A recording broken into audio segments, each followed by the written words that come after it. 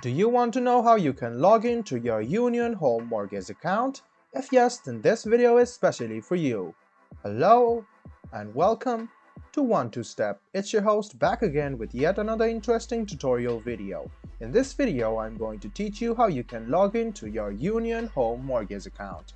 So go ahead and open your Chrome or Edge browser and in the Google search bar, search for Union Home Mortgage Login.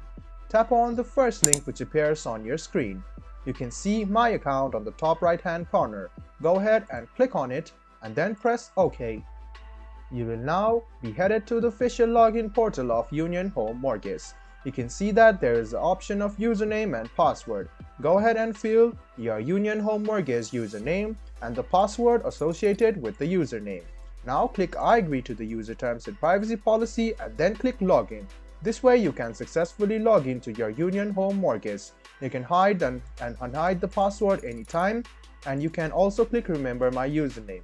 If you want to read the user terms and privacy policy of Union Home Mortgage, go ahead and follow through these links. If you still don't have an account yet, click register your account, and if you have forgotten your username and password, these are the 2 links you want to go through.